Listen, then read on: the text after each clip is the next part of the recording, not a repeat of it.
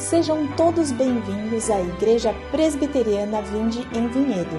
Se você ainda não é inscrito no canal, se inscreva, aperte o sininho para receber todas as notificações e compartilhe com um amigo. Esta é a exposição do livro de Josué. O vídeo já vai começar. O livro de Josué descreve o cumprimento das promessas de Deus ao seu povo. Ele narra a história daquela geração do povo de Deus que cruzou o Rio Jordão e entrou na Terra Prometida, ensinando às futuras gerações sobre como servir ao Senhor, seja nas batalhas, na fartura ou na vida religiosa. Por intermédio de Josué, Deus abençoou e conduziu o povo em direção à Santa Promessa, a conquista da tão esperada Terra Prometida. É um livro que fala sobre coragem, disposição, trabalho e, especialmente, fidelidade ao Deus da Aliança. Exposição do livro de Josué, vivendo em fidelidade às promessas de Deus. Josué, no 8º capítulo, do 1º versículo até o versículo de número 29. Josué 8, do 1º ao 29, todos acharam? Está escrito assim na Santa Palavra do Senhor. Disse o Senhor a Josué: não temas, não te atemorizes. Toma contigo toda a gente de guerra e dispõe-te e sobe a Ai. Olha que entreguei nas tuas mãos o rei de Ai, e o seu povo, e a sua cidade, e a sua terra.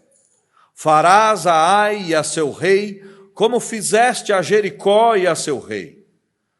Somente que para vós outros saqueareis os seus despojos, e o seu gado.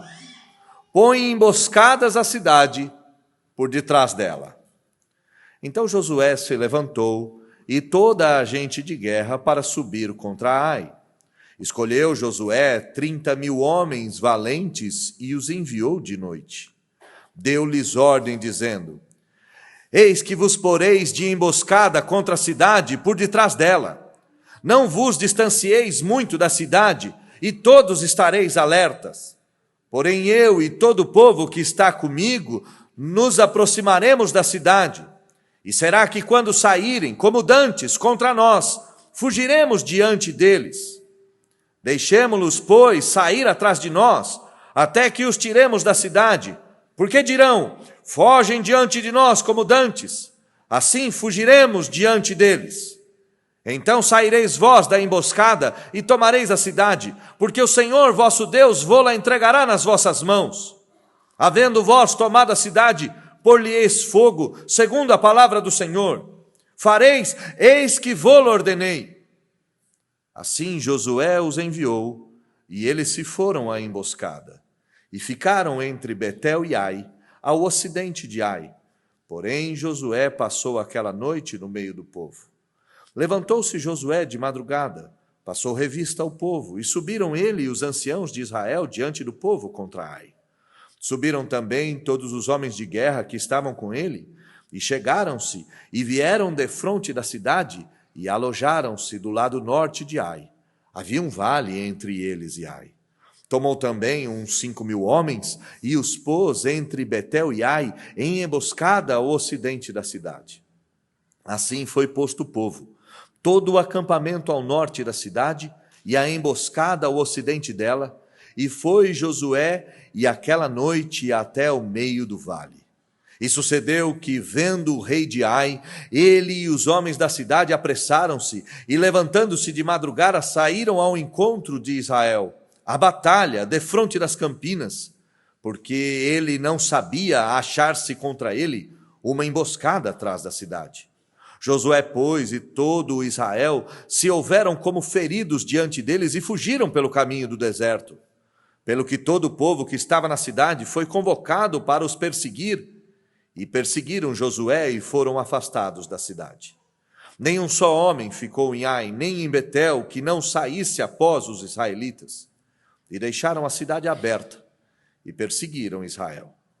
Então disse o Senhor a Josué: estende para Ai a lança que tens na mão, porque a esta darei na tua mão.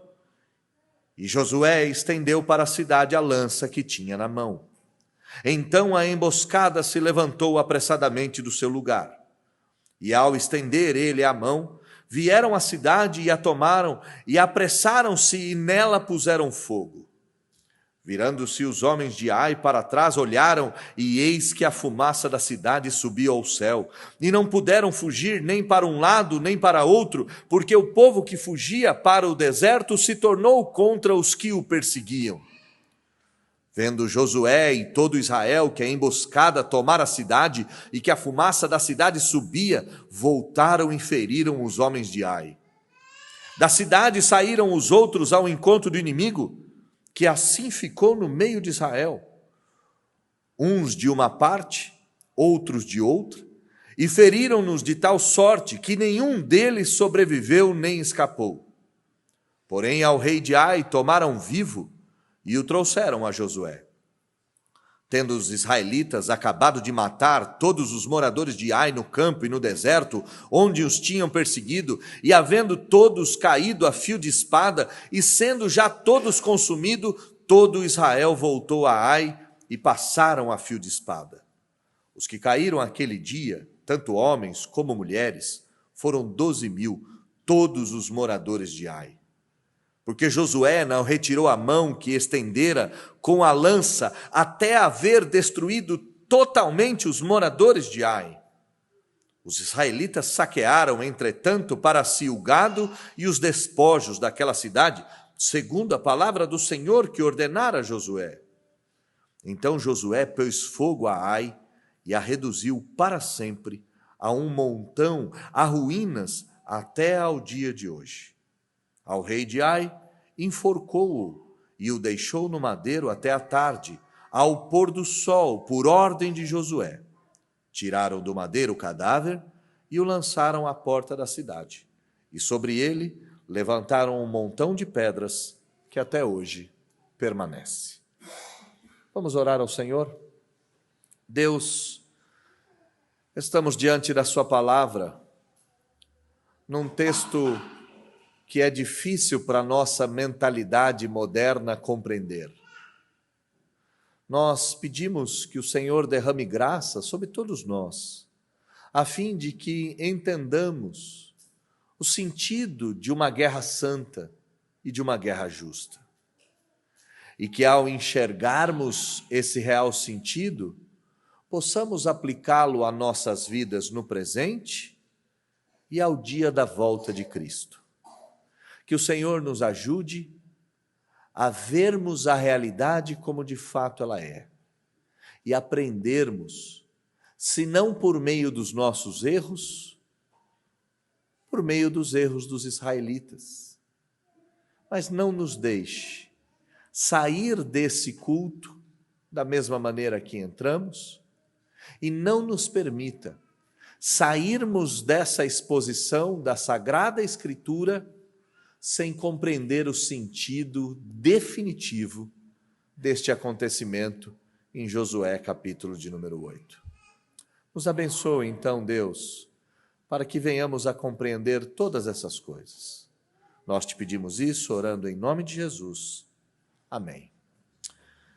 Tem uma frase que eu gosto muito, que diz que existem 3 tipos de pessoa no mundo. O primeiro tipo de pessoa é a burra. E a pessoa burra erra uma vez, erra de novo, e de novo, e de novo, e de novo, e jamais aprende. O segundo tipo de gente que existe nesse mundo são as pessoas inteligentes. E essas pessoas inteligentes, elas também erram. Só que elas aprendem com os seus erros e não mais voltam a cometê-los. E o último tipo de pessoas que existem no mundo são as sábias. As sábias não costumam errar muito. E elas não erram muito, não é porque elas são perfeitas, é porque elas aprendem com os erros de outras pessoas. Então nós temos os burros que nunca aprendem. Nós temos os inteligentes que aprendem com os erros dos outros. E nós temos os sábios. Nós temos os inteligentes que aprendem com os próprios erros. E nós temos os sábios que aprendem com os erros dos outros. O tema do meu sermão pode ser tido como aprendendo com os próprios erros. Aqui nós veremos Israel aprendendo a partir das suas falhas. E que falhas foram essas? No capítulo de número 7, Deus escancarou o pecado de Israel. Israel havia agido com desobediência, e a desobediência foi manifesta por meio do pecado de Acã. Acã havia saqueado os despojos de Jericó, despojos esses que não podiam ter sido saqueados, mas Acã os roubou. E por causa do roubo, por causa do pecado, por causa da falha, Deus pesou a mão sobre Israel. O capítulo de número 7 nos mostra que 36 pessoas morreram na primeira batalha de Israel contra Ai. Só que o Senhor confronta o pecado de Israel. E depois do pecado exposto e confessado por Acã, a disciplina é aplicada sobre Acã. A ira de Deus recai sobre esse homem e se desvia do povo. Uma vez o pecado confessado e confrontado, ele é perdoado. E isso nós aprendemos no Novo Testamento. Se confessarmos os nossos pecados, ele é fiel e justo para nos perdoar e para nos purificar de toda injustiça. O capítulo de número 7, então, é o capítulo do erro. Mas o final do capítulo de número 7 é o capítulo do arrependimento. E agora, no capítulo de número 8, nós temos Israel aprendendo com os erros do passado. 4 coisas Israel aprendeu e nós conseguimos enxergar isso de maneira muito clara a partir do primeiro versículo. Olha comigo do primeiro versículo do capítulo de número 8 e o segundo versículo do capítulo de número 8. Disse o Senhor a Josué: não temas, não te atemorizes, toma contigo toda a gente de guerra e dispõe-te e sobe a Ai. Olha que te entreguei nas mãos o rei de Ai e o seu povo e a sua cidade, a sua terra. Farás a Ai a seu rei, como fizeste a Jericó e ao seu rei. Somente que para vós outros saqueareis os seus despojos e o seu gado. Põe emboscadas a cidade por detrás dela. Israel aprendeu a importância de sempre ouvir a voz do Senhor. E se você se lembra da nossa exposição do capítulo de número 7, você irá perceber que no capítulo de número 7, Israel não consulta o Senhor sobre a conquista de Ai. Não há nenhuma menção à oração no capítulo de número 7 antes da disciplina do Senhor. Israel deixou o Senhor de lado. E não só deixou o Senhor de lado, mas Israel foi um tanto soberbo e arrogante. Apenas 3.000 homens foram para a batalha contra Ai. No capítulo de número 8, no versículo 1, começa com o Senhor falando. Israel abandonou o Senhor, deixou de ouvir o santo conselho de Deus e aprendeu a duras penas que quando nós não ouvimos o Senhor, nós ouviremos a voz do nosso próprio coração. E a voz do coração de Israel agiu com arrogância, agiu com soberba, agiu com altivez. E há sempre 2 coisas que caminham juntas, meus irmãos. Todo tolo é arrogante e todo arrogante é tolo. Israel, com a sua tolice, demonstrou arrogância e por meio da sua arrogância demonstrou o quanto eram tolos. Enviaram apenas 3.000 homens, e aqui Deus diz: não temas, não desanimes, não façam como vocês fizeram de serem arrogantes, mas também não desistam, leva contigo todo o contingente militar. Israel tinha um exército de centenas de milhares de homens, centenas de milhares de homens. Deus diz: vá para a batalha.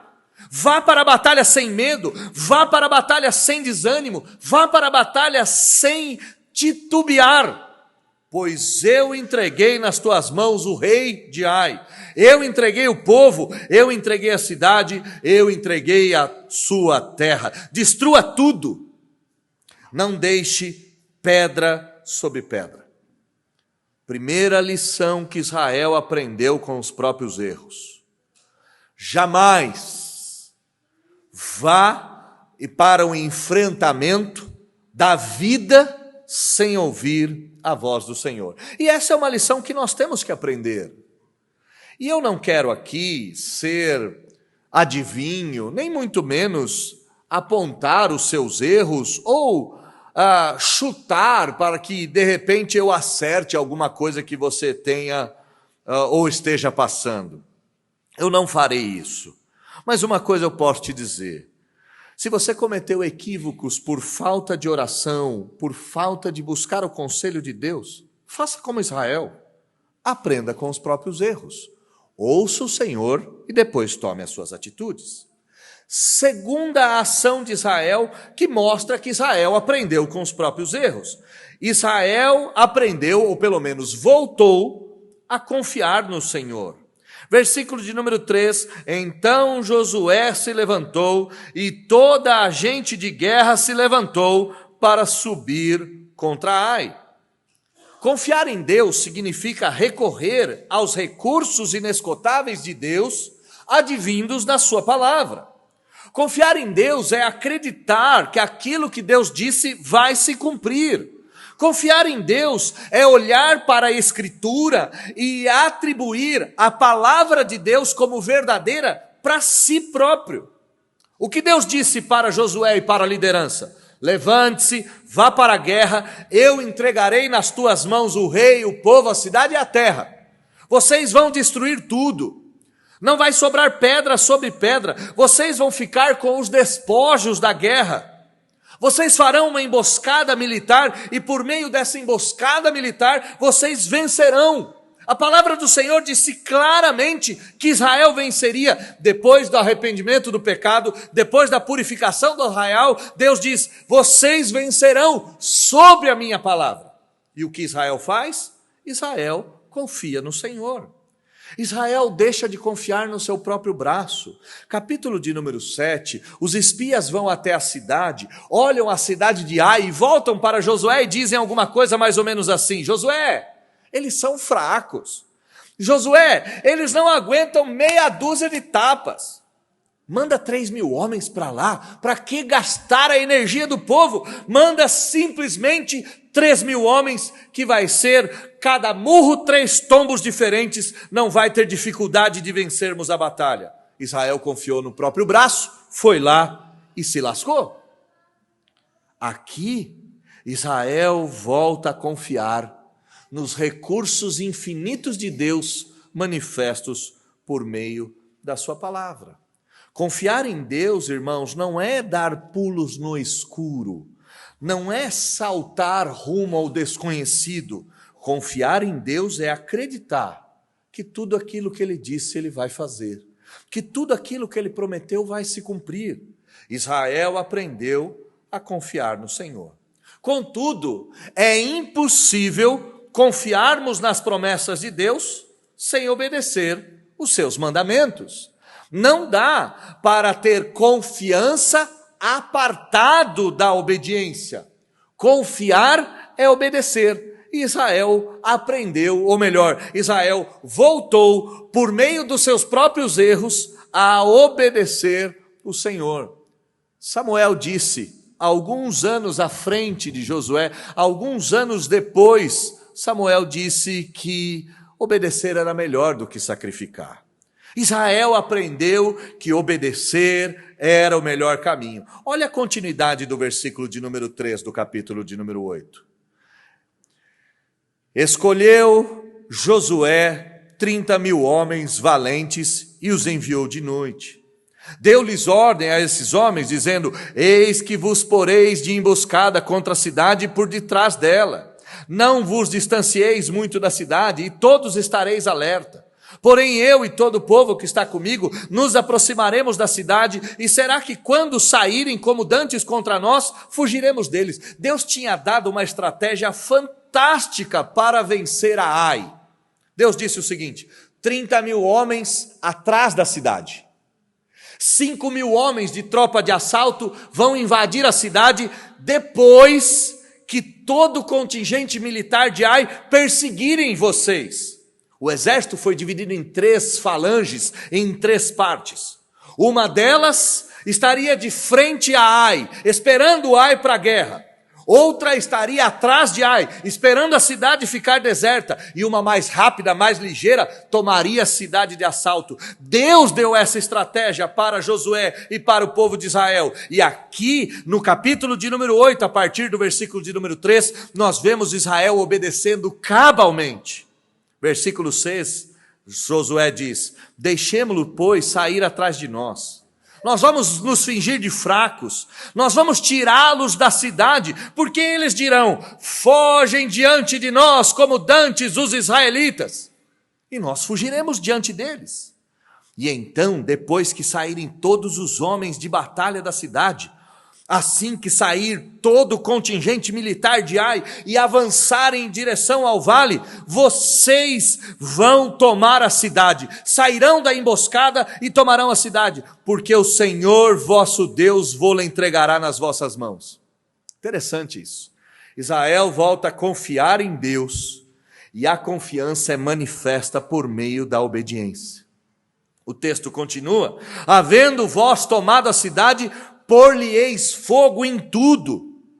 Vocês vão destruir a cidade inteira, segundo a palavra do Senhor. Vocês não vão destruir a cidade por ódio, vocês não vão destruir a cidade por vingança, vocês não vão destruir a cidade por ganância, vocês vão destruir a cidade por causa da palavra do Senhor. Vocês vão fazer exatamente porque eu vô-lo ordenei. Assim, Josué fez. Eles se foram à emboscada, ficaram entre Betel e Ai, ao ocidente de Ai, porém Josué passou aquela noite no meio do povo. Sabe, irmãos, quando a gente é derrotado por tolice, por desobediência, o arrependimento nos leva de novo a um estado de condições para a vitória. Nos coloca de novo numa situação em que a vitória é possível. Mas nunca haverá vitória se nós não aprendermos com os próprios erros. Israel aprendeu que ele precisava orar ao Senhor. Israel aprendeu que ele precisava confiar ao Senhor. Israel aprendeu que confiança em Deus é obedecer à sua voz. Às vezes nós somos tão falhos, e essa falha está relacionada ao auto-engano. Porque nós dizemos coisas do tipo: eu confio em Deus e eu entrego minha vida a Ele. E alguém pergunta: é mesmo? Prova.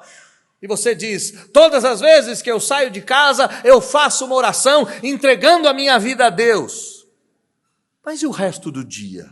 Bom, o resto do dia eu sigo o meu dia. Israel nos ensina que é impossível confiar em Deus se não houver uma obediência cabal a sua lei e a sua palavra. Eu confio em Deus a ponto de orar a Ele antes de sair de casa, mas a expressão máxima da confiança é obedecer os seus mandamentos. Confie em Deus? Mostre-me o quanto você obedece. Confias em Deus? Sua obediência é a prova de confiança.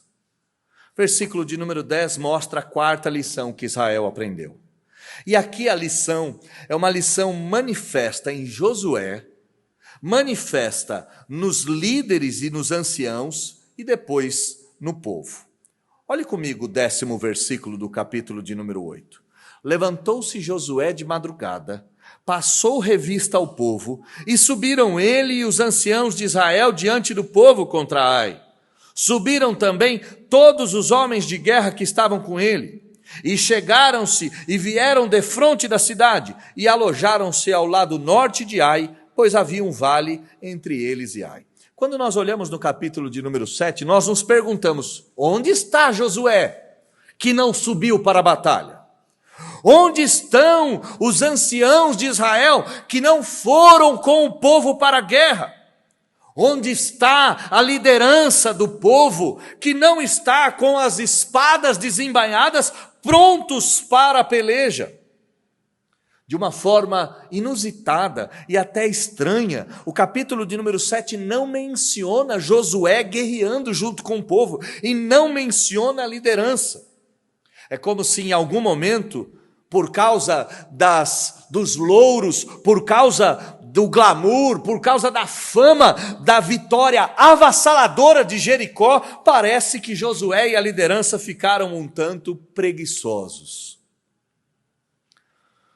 Nós olhamos isso acontecendo mais ou menos parecido lá no rei Davi, que por não obedecer o mandamento de sair com o povo à peleja, vai se enredar numa cobiça mulher do próximo e vai cair em flagrante adultério. Israel deixa de se comprometer com o Senhor totalmente, e a falta de compromisso é manifesto com a liderança. E aqui eu quero citar um pastor amigo meu, o reverendo Arival Dias Casimiro, que é conhecido da maioria de vocês. Arival tem uma filosofia sobre liderança eclesiástica que eu acho no mínimo interessante. Ele diz algo mais ou menos assim: se o pastor corre, a igreja anda. Se o pastor anda, a igreja senta. Se o pastor senta, a igreja deita. Se o pastor deita, a igreja morre. E eu concordo com ele. Se a liderança não for comprometida com o Senhor e comprometida com aquilo que o Senhor mandou a liderança fazer, todo o povo se perderá. Versículo 10 diz que Josué se levanta de madrugada, passa a revista sobre o exército e sobe junto com o exército, ombreado com os anciãos de Israel. No capítulo 7, onde ele estava, não sabemos. No capítulo 8, nós temos a certeza que ele está junto a todos os homens de guerra, que ele está comprometido com Israel, com a vitória e principalmente comprometido com Deus. Um presbítero falecido, muito querido, disse certa feita: Daniel, se você se comprometer com as coisas de Deus, a ponto de cuidar delas, Deus se comprometerá com as suas coisas e cuidará daquelas que você não pode cuidar. Em suma, se você cuida das coisas de Deus, Deus cuida da sua. Israel aprende essa lição de maneira definitiva. Israel aprendeu pelos próprios erros que tinha que orar ao Senhor. Israel aprendeu pelos próprios erros que tinha que confiar no Senhor. Israel aprendeu pelos seus próprios erros que tinha que obedecer ao Senhor. Israel aprendeu que tinha que se comprometer com o Senhor. Se você tem orado a Deus, exercite sua confiança. Se você tem confiado a Deus, em Deus, exercita a sua obediência. E se você tem obedecido a Deus, exercita o seu comprometimento. Como é que a gente se compromete com Deus? Participando da sua causa, participando da sua igreja, participando do evangelismo, participando da vida comunitária. E aqui eu poderia dar uma lista, mas eu acho que eu seria cansativo, porque você já sabe como você pode se comprometer com Deus por meio da igreja. Israel aprendeu lições valiosas a partir do seu próprio erro. Mas o Senhor Deus é muito maior do que simplesmente alguém que ensina a partir dos erros dos outros. O Senhor Deus vai revelar coisas dele próprio. O Senhor Deus vai revelar lições a respeito do caráter dele. E aqui nós veremos outras 4 lições que Israel aprendeu a parte dos seus próprios erros. Olha comigo o versículo de número 12 até o versículo de número 17. Tomou também uns 5.000 homens e os pôs entre Betel e Ai, em emboscada ao ocidente da cidade. Assim foi posto o povo, todo o acampamento ao norte da cidade e a emboscada ao ocidente dela, e foi Josué aquela noite até ao meio do vale. A primeira estratégia que Deus traz a Israel para vencer a guerra é a procissão religiosa. Nós vimos isso já no capítulo de número 6. Nós vimos a destruição de Jericó. Como que Jericó caiu? Jericó caiu por meio de uma procissão religiosa. Israel se levantava de manhã, marchava ao redor da cidade, tocava a trombeta e voltava para o acampamento. Assim foram 6 dias. No 7º dia, Israel rodeia a cidade em procissão, com a arca, cantando, o povo andando, faz a 7ª volta. Na 7ª volta o povo para, grita. Assim que o povo grita, as muralhas caem, e assim que as muralhas caem, o povo todo invade Jericó e Jericó é destruída. O Senhor Deus vai trocar completamente a estratégia aqui no capítulo de número 8. A estratégia do Senhor é emboscada. 30.000 homens na retaguarda de Jericó, todo o exército de Israel, centenas de milhares à frente de Ai, e 5.000 homens para sair como uma tropa de assalto. Mais ou menos assim Deus havia sugerido para Israel fazer. Vocês atraem o inimigo, ele vai sair da cidade, uma tropa de assalto invade a cidade, verifica se tem lá inimigos, taca fogo na cidade, os 30.000 homens ficam prontos. Quando Ai voltar à cidade, esses 30.000 homens se chocam com eles e nós vamos destruir totalmente a cidade. Versículo 14 mostra que foi exatamente assim. E sucedeu que, vendo o rei de Ai, ele e os homens da cidade se apressaram e levantaram-se de madrugada e saíram ao encontro de Israel à batalha de fronte das campinas, porque ele não sabia que havia uma emboscada armada contra ele. Josué e Israel se fizeram como que feridos e fugiram pelo caminho do deserto. Pelo que todo o povo de Ai foi conclamado para perseguir, dizendo algo mais ou menos assim: Israel está derrotado, vamos e mataremos a todos. Quando o rei topou a estratégia e caiu na arapuca, diz o versículo de número 17, que nenhum só homem ficou em Ai, e nem em Betel, e Betel era o lugar das adorações religiosas em Ai, e todos saíram para a peleja com os israelitas e deixaram a cidade aberta para perseguirem Israel. Qual é a lição que Deus ensina a Israel? Não a partir dos erros de Israel. A lição que o Senhor ensina é que Ele é o Deus de múltiplas estratégias. Israel talvez poderia pensar, bom, então agora basta a gente rodear as cidades que nós vamos vencer. Deus mostra para eles algo mais ou menos assim: ei, eu tenho toda a sabedoria em minhas mãos. Eu mudo as estratégias. Eu mudo a forma da vitória, eu mudo a forma da batalha. O Senhor Deus não é um Deus de únicos ou únicas estratégias. Para explicar isso, talvez fique mais fácil nós entendermos que Deus venceu o exército de Faraó, derrotando-os por meio das águas. Deus venceu o exército de Jericó, derrotando por meio da procissão. Deus derrotou o exército dos filisteus, vencendo por meio de um menino. Deus é Deus de sabedoria. Ele pode criar estratégias das mais infinitas, e todas elas, advindas de Deus, darão certo. Segunda coisa que Deus mostra para Israel: o Senhor mostra para Israel que as suas guerras são santas. Olha o versículo de número 18 e acompanhe comigo até o versículo de número 26.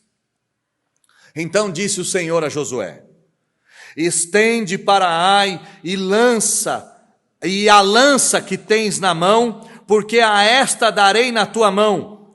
Estende a lança, porque eu darei Ai na sua mão. E Josué estendeu para a cidade a lança que tinha na mão. Então a emboscada se levantou apressadamente do seu lugar.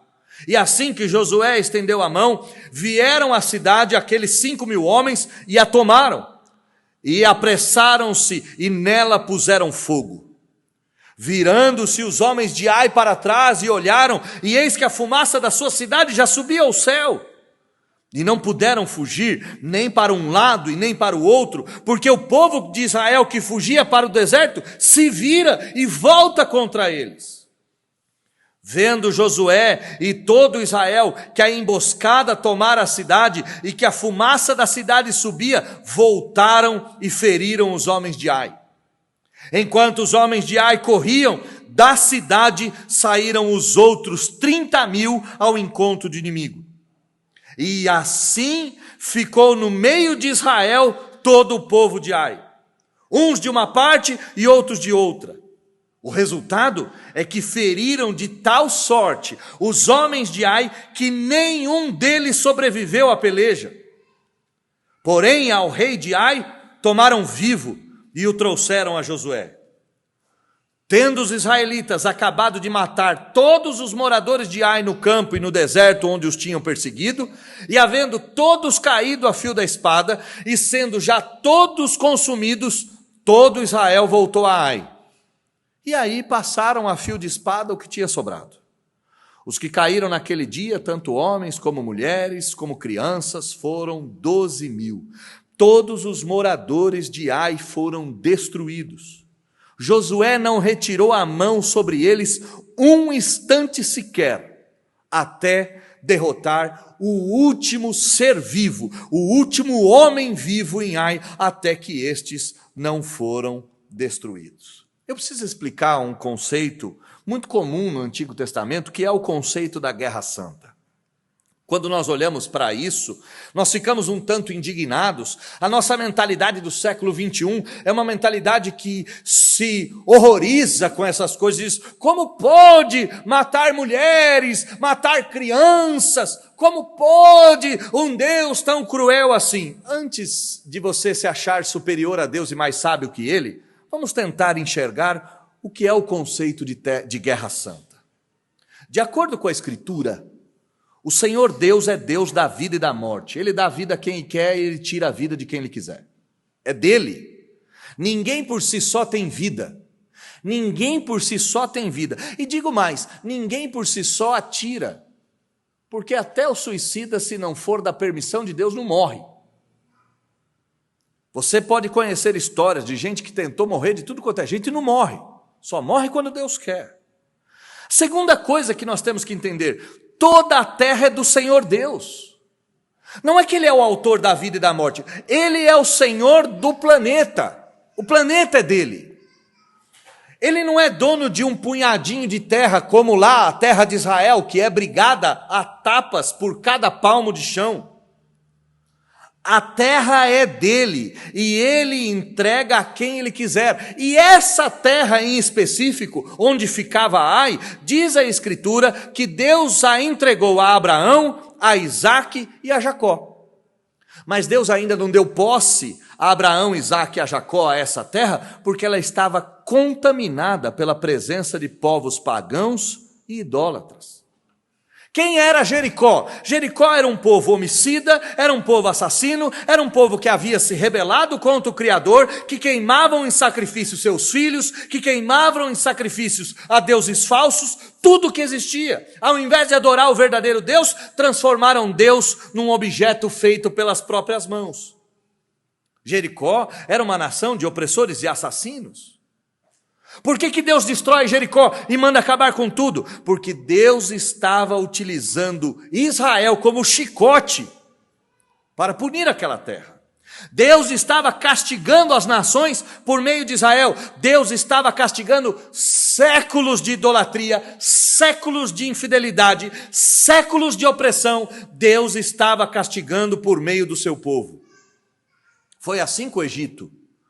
O Egito aguardou 400 anos para ser punido, e foi punido cabalmente. Todos os primogênitos do Egito foram mortos, todos os homens de guerra foram mortos. A guerra santa é a guerra estabelecida por Deus, e Deus estabelece guerra naqueles que não o obedecem, e pior, naqueles que transformam as boas dádivas de Deus em coisas infames. E aqui, meus irmãos, eu devo dizer para vocês, aqueles que defendem a pedofilia, aqueles que defendem a escravidão sexual, aqueles que defendem abertamente a pederastia, a depravação oriunda das relações homoafetivas, todos esses estão em oposição, em rebeldia diante do Senhor Deus. Aqui, o Senhor os destrói cabalmente. E talvez você pergunte, mas pastor, por que no nosso tempo não é assim? Bom, porque a nossa guerra não é mais carnal, a nossa guerra é espiritual, diz a Escritura. Mas quando que isso vai acontecer? Se você olhar para esse capítulo de número 8, para essa guerra santa, onde a idolatria, onde o paganismo, onde a pederastia, onde a falsidade, onde a opressão, onde o assassinato, onde essas coisas vão ser destruídas, é exatamente na volta do Senhor Jesus. Na volta do Senhor Jesus não sobrará pedra sobre pedra. Supremos terão que se deparar com o Supremo. E assim será em todo o mundo. Entendam uma coisa, Deus está se revelando para Israel. Deus está se revelando como um Deus muito sábio, que tem inúmeras estratégias. E Ele está se revelando como um Deus muito santo. E por causa da santidade de Deus, Deus não admite a infidelidade, a pornografia, a destruição, a vaidade, a arrogância para sempre. A guerra santa ainda existe no nosso meio, é espiritual, e ela se consumará no dia que o Senhor voltará com seus cavaleiros e dará cabo de todos aqueles que maldisseram o Senhor ou de todos aqueles que desobedeceram. E se você quer uma lista, você vai lá para o livro de Apocalipse, ele vai dizer os feiticeiros, os beberrões, os adúlteros, os idólatras, os homossexuais, e aí você tem uma lista de gente que Deus vai punir com a volta dele. Terceiro, versículo de número 27. O que Israel aprende a partir do Senhor e não a partir do próprio erro? Que a misericórdia do Senhor se renova sobre o seu povo todos os dias. Olha o versículo de número 27. Deus diz, os israelitas saquearam para si o gado e os despojos daquela cidade, segundo a palavra do Senhor que ordenara a Josué. Qual foi o pecado do capítulo de número 7? O pecado do capítulo de número 7 foi roubar aquilo que Deus não tinha entregado para o povo de Israel. Acã roubou prata e ouro. Aqui no versículo de número 27, no capítulo de número 8, Deus diz, agora é de vocês. O que isso mostra? Que a misericórdia do Senhor se renova sobre o seu povo. Se o povo se arrepende dos seus pecados, se o povo volta-se para o Senhor, se o povo abandona suas práticas ruins, o Senhor age com misericórdia. E esse versículo de número 27 vale para todo o capítulo. Talvez você se pergunte, pastor, se Ai tivesse se arrependido, o que o Senhor faria? O Senhor agiria com misericórdia e salvaria todos os habitantes de Ai. Ele fez isso com Raabe, a prostituta, no capítulo de número 6. E talvez uma historinha esteja passando sobre a sua mente, a história do profeta Fujão. Diz a Bíblia que Jonas entrou num barco e se Nínive era para lá, ele foi para o lado oposto. Diz a Escritura que ele tentou escapar de qualquer jeito, o mar o tragou, um submarino que não implode engoliu a Jonatas e engoliu Jonas e o levou até a terra dos ninivitas. Depois de 3 dias, dentro do ventre, sendo digerido vivo, Jonas é cuspido na praia. Com a pele já se soltando, queimada dos sucos gástricos do grande peixe, Jonas sai no meio da cidade gritando, arrependam-se, em 3 dias o Senhor vai destruir tudo. A pregação de Jonas era muito curtinha. Diz a Escritura que os ninivitas se arrependeram, que até o gado se arrependeu. Olha que coisa. E aí Deus salva Nínive. E Jonas fica tão irritado que pragueja o Senhor e o dia do seu nascimento. Ele diz, eu deveria ter morrido, porque eu vim aqui, preguei para esse povo, ele se arrependeu, agora está todo mundo salvo e eu odeio eles. O que Deus nos ensina, meus irmãos, que se eu me arrepender dos meus pecados, dos meus erros, se eu me arrepender, o Senhor há de me receber.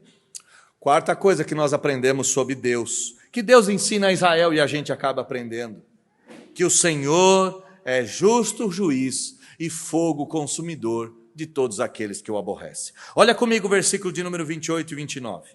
Então Josué pôs fogo a Ai e a reduziu para sempre a um montão, a ruínas, e essas ruínas estão lá até o dia de hoje.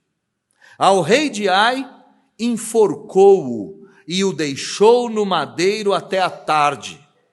Ao pôr do sol, por ordem de Josué, tiraram do madeiro o cadáver e o lançaram à porta da cidade, e sobre ele levantaram um montão de pedras que até hoje permanece. O Senhor ensina que Ele é sabedoria, Ele é sábio. O Senhor ensina que Ele é santo. O Senhor ensina que Ele é misericordioso, mas o Senhor também ensina que Ele é justo juiz e com Ele não se zomba. O rei de Ai foi enforcado à vista de todos. Me lembra também uma outra história que já foi pregada aqui nessa igreja, a história da rainha Ester e do inimigo do povo de Deus, que constrói uma forca para matar Mardoqueu, mas acaba ele mesmo sendo pendurado na forca. No último dia, na vinda do Senhor Jesus, a Bíblia nos diz que não sobrará pedra sobre pedra, que esse mundo todo será destruído e devastado, e todos os inimigos de Deus que não se arrependeram serão colocados na lama. A Bíblia nos diz que a bota do guerreiro vai caminhar sobre um lamaçal de sangue, e que naquele dia o Senhor fará justiça ao seu povo. Então aqui nós vimos Israel aprendendo com seu próprio erro, Israel aprendendo com as lições que o Senhor tinha dado, mas há pelo menos mais 4 lições que são valiosíssimas e que Israel não teve a oportunidade de aprender, mas eu e você temos. Por que Israel não teve condições de aprender essas últimas 4 lições que eu vou dizer agora, na última página do meu sermão? Israel não tinha condições de aprender essas últimas 4 lições por causa da distância que eles tinham do Messias.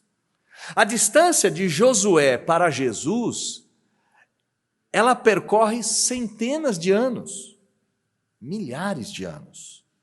Mas eu e você somos afortunados, eu e você somos privilegiados, eu e você somos abençoados, porque como nós já estamos do lado de cá de Cristo, a gente pode olhar para o texto e retirar lições preciosas sobre o Messias, Salvador do seu povo. A primeira lição preciosa que a gente deve aprender, que a nossa guerra, hoje, a nossa guerra travada nesse mundo, ela não é mais vencida por meio de emboscada, ela também não é vencida mais por meio de pedrada, ela não é mais vencida por meio de procissão religiosa, com a arca nas costas, fazendo sacrifício e marchando.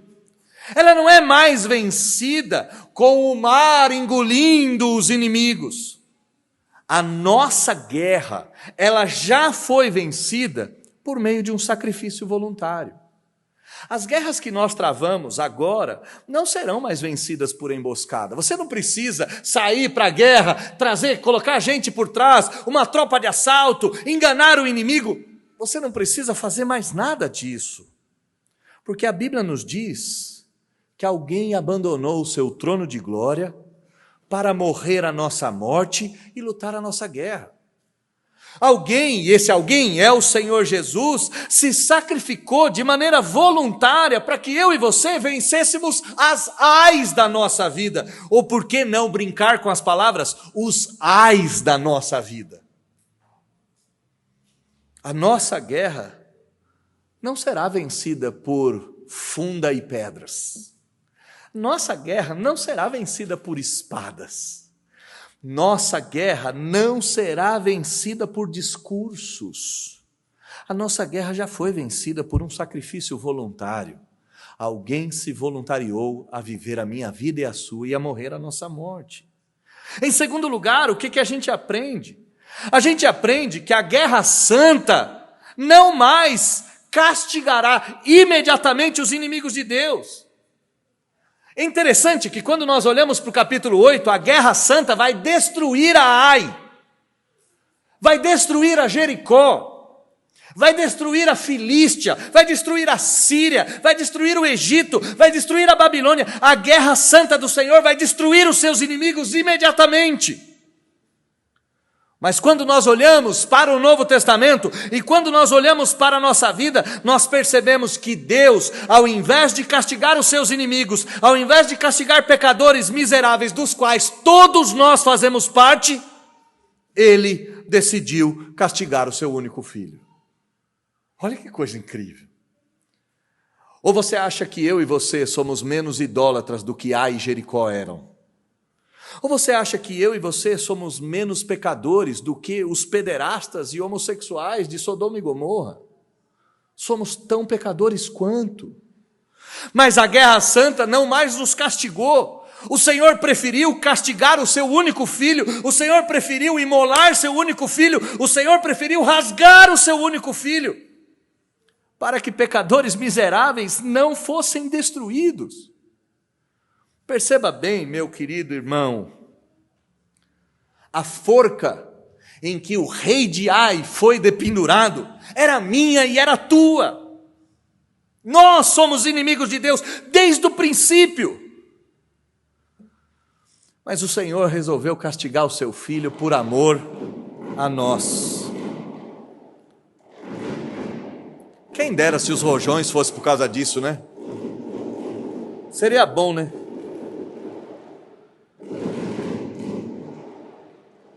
Como eu também não posso dizer que os rojões são pelo Palmeiras, porque o Palmeiras desandou, vai saber por que é essa coisa aí.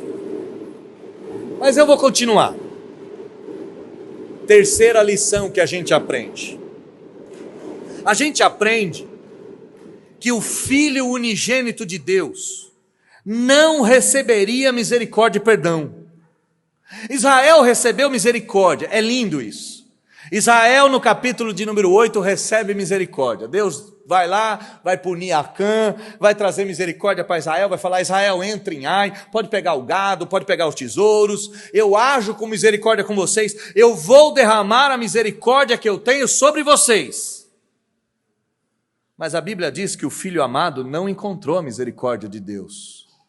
A Bíblia diz que isso foi pelo contrário, foi exatamente o contrário. Na cruz do Calvário, Jesus gritou: Deus meu, por que me desamparaste? Ao invés de derramar misericórdia sobre Jesus, que assumia a nossa morte naquele momento, Deus derramou sobre ele o cálice da sua ira. E o cálice da ira de Deus era a pena cabal, era a morte no madeiro, e a morte no madeiro era a morte maldita. No capítulo de número 8 de Josué, Israel recebe misericórdia. No Novo Testamento, o Filho unigênito de Deus recebe o castigo. Ao invés da misericórdia, recebe a pena cabal e o suplício. Última lição que a gente aprende sobre o Messias Salvador. Diferente da morte do rei de Ai, que ficou submerso para sempre sob um monte de pedras, depois de ter morrido no madeiro, o nosso rei Jesus ressurgiu da tumba. As pedras lá na cidade de Ai aprisionaram o rei de Ai.